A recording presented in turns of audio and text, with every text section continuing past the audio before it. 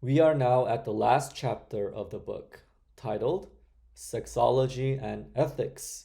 And there's only one section under this chapter. It's titled A Supplementary Survey.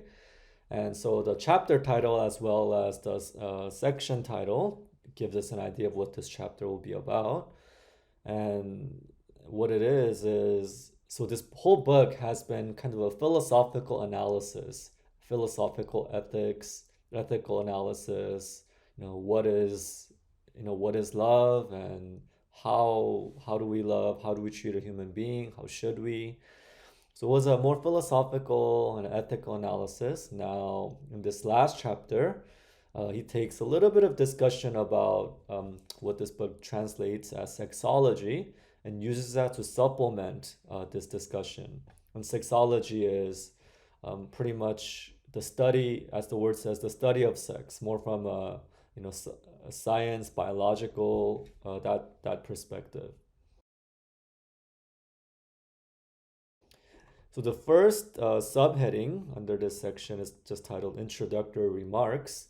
And the discussion in this chapter is pretty much that, the love of man and woman is above all interpersonal.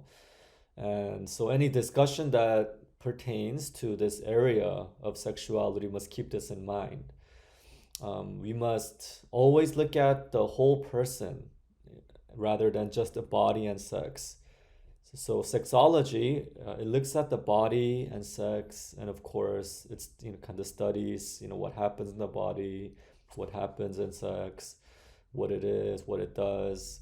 It's more from a medical or physiological perspective, and of course, those are obviously valid ways of looking at the human person and sexuality, but at the same time, it's a very limited perspective. And so we always gain the correct perspective always by focusing on the whole person, not just looking at the body or sex or the physiology or the biology, but looking at the whole person. It's good to look at each of those things too, but always keep in mind the whole person, because the love of man, John Paul II, love of man and woman is above all interpersonal. It's something that happens between two people, not just on a physiological level, but something larger than that. And so the scientific aspect of sexology is concerned with health, but ethics is about what's good, what's morally good. And so they're not necessarily mutually exclusive, because ultimately, what's healthy and what's good overlap. But if we look at just the perspective of health, you might not reach the full conclusions about what is morally good, what's truly the best thing, because health and moral good aren't necessarily two same things. So discussions about science and health can only get you so much, but looking at the whole person and the morality, the moral responsibility of man and woman, that can get you to much higher truths that science cannot. So this is why sexology says must always be subordinated to ethics. So it's not just the science, like going on its own and reaching truths, but always subordinated, under the guidance of where ethics leads us, and specifically to the personalistic norm, which was kind of the running theme throughout this whole book. The idea that the truth and the principle that you cannot ever merely use a human person. A human person is to be loved. And so we can't just look at, one purpose of sex, which is reproduction, but we have to look at the wider purpose of it, which is love, which is between two people. So everything related to body and sex and the psychological, emotional aspect, that's important to love, because all those things are part of the human person. So there's a value to looking at that, but must always be looked at in this wider context of the whole human person, because focusing narrowly only on those aspects will always lead to a limited or disorder understanding of sexuality. or even disordered action. The second subheading is titled The Sexual Urge. We've already discussed this previously, of course, from a philosophical perspective. But the author, John Paul II, wants to supplement this discussion in this last chapter with biological data, things having to do with the somatic and physiological aspects. And so, there's a discussion about the physiological aspects of puberty, what happens in that time to the body, what's going on psychologically. And those are just, biological or psychological explanations of, what's going on with the sexual urge.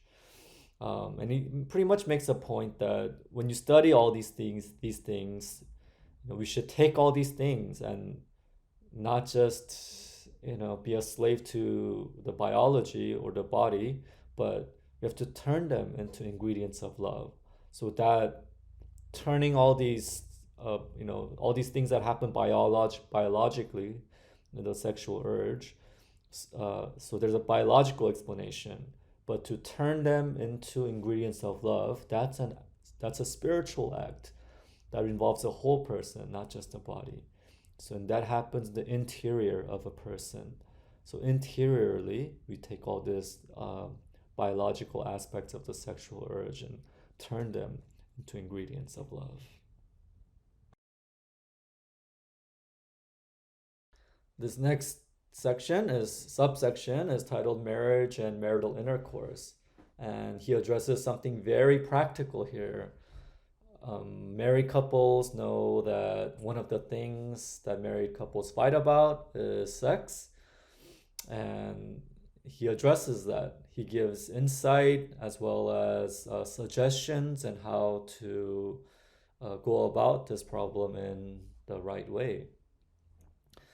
And so we've looked at how if, we can look at sexuality from a more scientific or medical perspective, and we can also look at it from a moral perspective.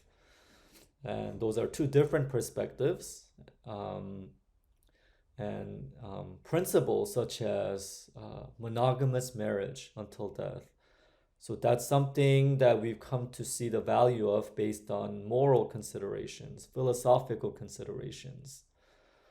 Can we come to certain moral principles based on looking at biological and scientific information? Not everything, of course, because again, moral and philosophical perspective can get us to higher truths.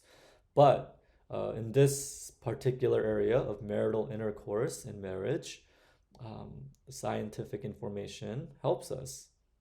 John Paul II gets into a discussion about sexual relations, and he makes the observation that the male has the more active part, the female has a more passive part.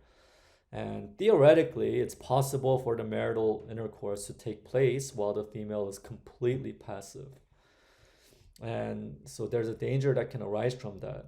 And the male, the man, can just enter into marital intercourse as a means to serve his pleasure, reaching climax. But John Paul II is very specific that both partners must be fully involved. Love demands that the sexual partner, the female, be fully taken into account. By that, he means climax. He's talking specifically about the importance of climax for both the male and the female. Because the male has a more active part, it's easy for the intercourse to kind of finish as soon as the male is pleased. And so that can cause problems. Sexology informs us about the different curves of arousal. For male, it's a lot quicker. Female, it's more gradual.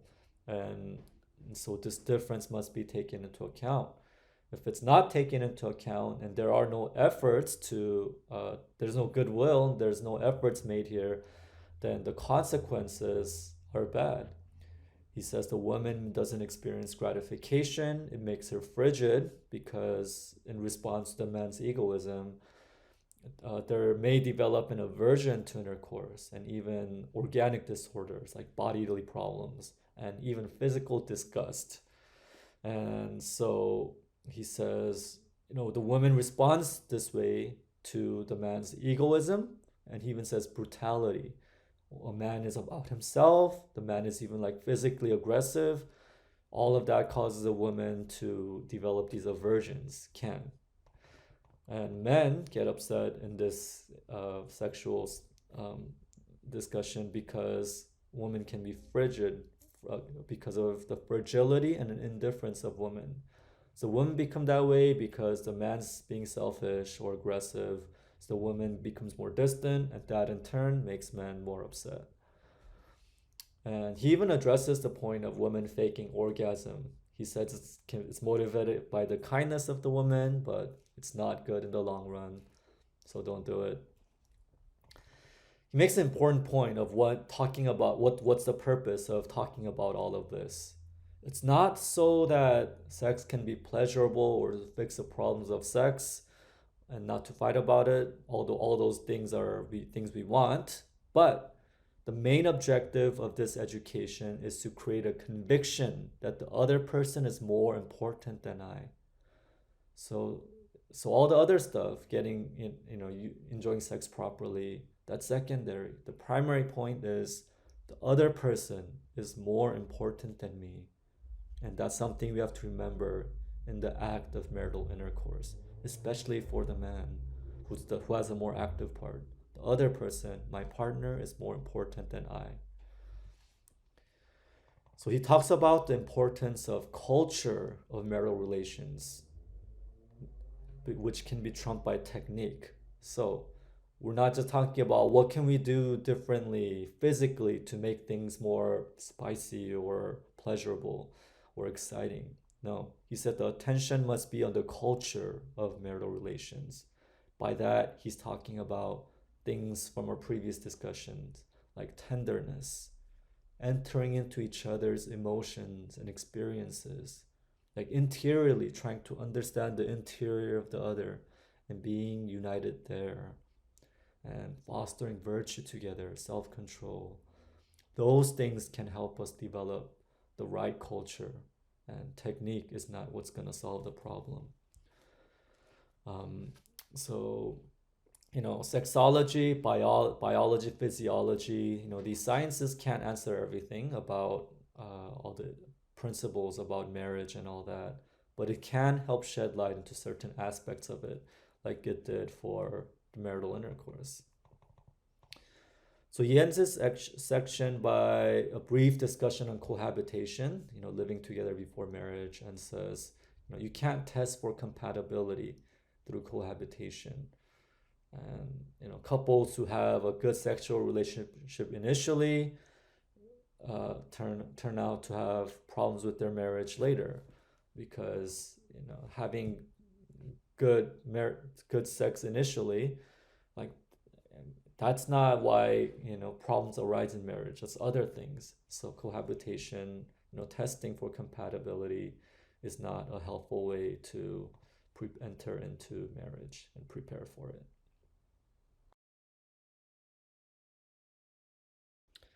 The next section is the problem of birth control. So he says, quote, any discussion of sexual intercourse from the sexological point of view necessarily confronts us with the problem of birth control. And of course, this is because birth control is something, strictly based on scientific knowledge. And so in this section, he does what he's doing in this whole chapter, taking scientific information and trying to put it in the proper context of the whole person with moral and ethical considerations. And so he defines what's typically meant by planned motherhood, or another term we've heard is responsible parenthood. It's pretty much talking about the fact that a woman, or in case of a man, becomes a mother or a parent, and so acts so to become a parent only when that is what you want. So it's pretty much talking about when I want to be a parent, then I will have a child. That's what planned motherhood or responsible parenthood kind of came to be colloquially used. So, one of the most important points of this whole work is about the value of the person. And so he repeats what has been previously said to set the current conversation in context. And that the only way to protect the value of the person in this scenario is through the virtue of continence, by self control, using virtue. So that's the only way to protect the value of the person. Sexology can give us information about the fertility of the woman's body, what affects fertility. It tells us about the biological cycle, what affects biological cycle and fertility, even psychological things such as fear of conception affecting maternal instincts, and those things can even affect this woman's fertility. But he says people reduce the whole problem to a technical level. We're only looking at what can be done technically, which is what led to the problem of birth control. I mean, when he looks at the various types of contraceptives and briefly mentions each of the methods, the biological methods, the chemical methods, and mechanical methods, and why each method is harmful, like not just psychologically but physically. He even mentions the coitus interruptus, which is the withdrawal method, which doesn't, which is about, the man withdrawing before ejaculation. And even that, he says, good intentions, but even that ultimately fails the practice of virtue and true love. I mean, there's no health or bodily harm, but even there, it fails in practice of virtue and true love. Because it still becomes about pleasure. So he makes a point that self-control, it's not just about the man adopting himself to the cycle of the woman. It's not just about saying no and to the sexual act during certain periods, but like we talked about previously, it's about creating a good climate for their relationship. Okay, if you're a man who truly wants to be virtuous in the area of marital intercourse, it's about creating a good climate in the relationship. Not just self-control, but beyond that, it involves love, tenderness, and understanding the woman, not just physically also, but more interiorly, the whole person of the woman.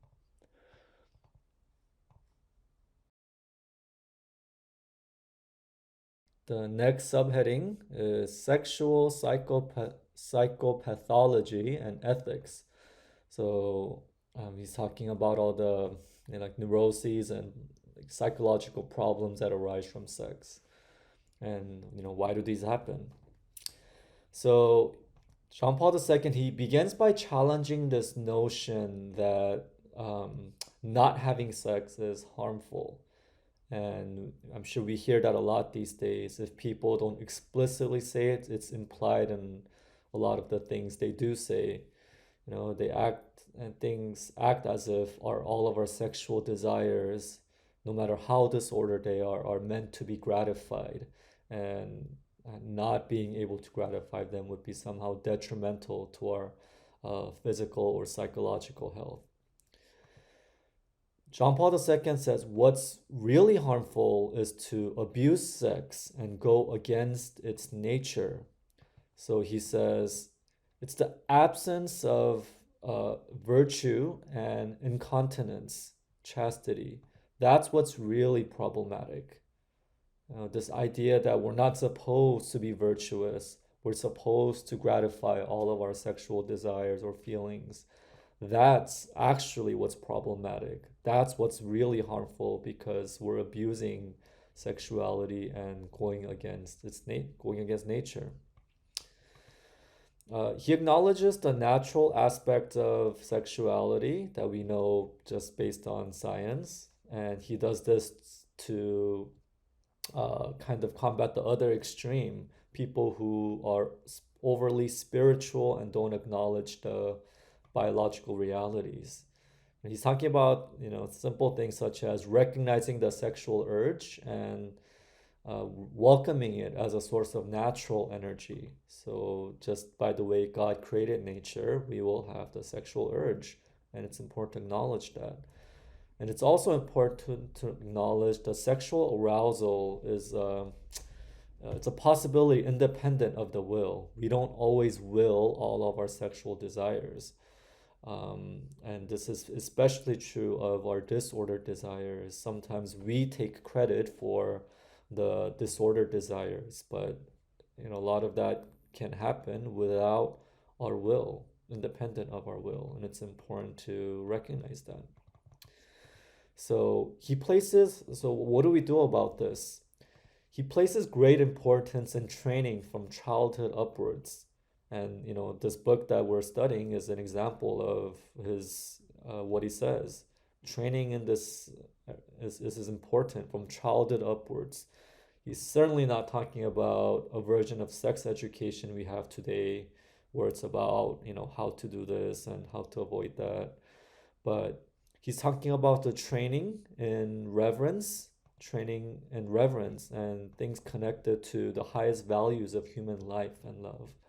And when you teach reverence, when you teach about what's love and what's the human person, and you do that in conjunction with honest biological information, age appropriate, that type of training, he says, is important from childhood upwards. The last subheading of this last section of the book is called therapy, and it's an extension of the previous discussion about the sexual psychopathology. And so he gives some straightforward suggestions of how to prevent problems in this realm of sexuality. I mean, even if you just read it in the book, it's pretty straightforward, but I'll just say it again since you're watching the video, maybe with a little bit of explanation and a little bit of easier words, maybe. The first point is, we have to get people to understand that sexual feelings aren't bad, they're neutral. They're not good, they're not bad. It's what we do with them that can be good or bad. The desires and the feelings themselves are neutral and morally neutral. And the fact that they're there, it's a good thing. And it's what we do with them that could be good or bad. And because our sexual feelings are so tied up with our selfishness and lust, we typically feel like they're bad and we have to fight them. You know, but it's the feelings in themselves are just things that God designed. It's having them is morally neutral. It's what we do with them that matters. The second point is we have to be freed from this idea that we're a prisoner to our sexual drive. Are our sexual feelings strong and perhaps sometimes overwhelming? Sure. Especially if we're not used to fighting them, they might always be overwhelming. But we have to be freed from this idea that we're always a prisoner to these sexual urges. Our will can be stronger, especially if we train our will to, to make the right decisions and do the right things, especially when our efforts are moved by God's grace. And so that's the point of the second point, that our will is stronger than these strong sexual feelings. The third point is addressed specifically to young people. And I mean, it can sound like a dated suggestion because he's talking to a Polish audience based on his pastoral experience from the 1950s. But the suggestion is that young people need to be freed from the idea that sexual matters are, calamitous, like dangerous, incomprehensible, and they need to be taught to look at sex as something beautiful, something understandable and ordinary. And so, that's what he said. So, of course, he was talking to a generation that had a slightly different set of problems because right now, our society's become kind of shameless. We don't look at sex as, I don't think, as dangerous or incomprehensible. Like, we don't understand it, but we think we do. We understand in a very cheap, degraded way. But what does apply to us is that the advice to discover and understand the beauty and goodness of sexual matters, and thinking and seeing that in an ordinary way, kind of that advice applies to us today still. The next point, the fourth point, is that there are many different values associated with sexuality. There's more important ones, such as affirmation of the value of the person, love, and there's lower values such as sentimentality, and then the sexual urge, the more psychological and emotional aspects. So people must be taught like the hierarchy of values in the area of sexuality, and not only be taught about the hierarchy of values, but be strengthened to choose the higher values consciously, even sometimes against their emotional inclinations, and to be really empowered and strengthened to understand and choose these higher values. And the fifth point that he gives is in treating the problems from the perspective of psychotherapy, it's important that a human person is treated as a human person and not as an animal. Because if you look at sexual matters from a strictly biological perspective only, then you'll miss out on a lot. A human person has an interiority, there's a personal element, there's a soul. And if those things are not taken into account, then you won't be able to address the problems properly. And so, that's a very important point that he addresses. So he ends this section and the whole book summarizing the point that, sex education, it must not only look at the natural aspect of sex, but the whole person and the vocation of the human person to love. And when you see this holistic vision of who the human person is and what the human person was made to be, to do, then you'll be able to educate him properly regarding sexuality.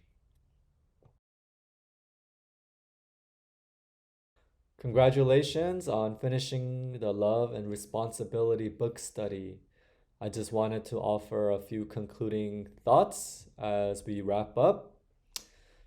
First, I want to say it's been a blessing for me also to go through this study one more time. I was, kind of, not, I want to say tricked, but I didn't know that I was gonna have to get into it to this extent. I thought I was gonna be doing a total of 5 videos of just a few minutes each. But anyway, it turned into something bigger than that, and I'm glad it did. It gave me a chance to really, get into the content in a deep way once again. It's my third time, I think, third or fourth time, going through the book. And each time there's always new insights and I got a lot out of going through it slowly this last time around.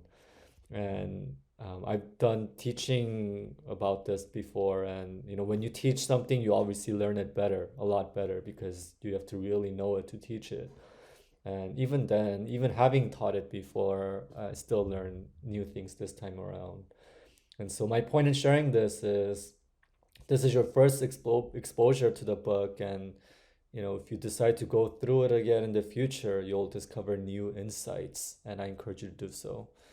The second point I wanted to share is that if you understood what Pope John Paul II tried to say in the book, there were many insightful points.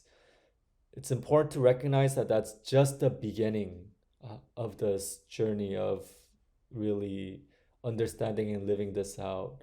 Sometimes, not just with this study, but with anything, people can mistakenly believe that just because they intellectually understand something, that they got it, and they kind of, don't work at it as much.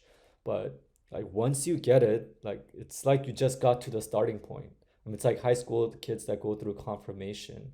It's like, okay, like I made it through and now I'm good. No, like you just got to the starting point. So same thing with this study. Like if you've come to understand certain insightful points from the book, that's great. But to really meditate on it, apply it to your life, struggle with it, we're just at the beginning. So I encourage you to do that. And that's where the book will really begin to bear fruit. And third, this sets a very important foundation for theology of the body and sexual morality and relationships in general.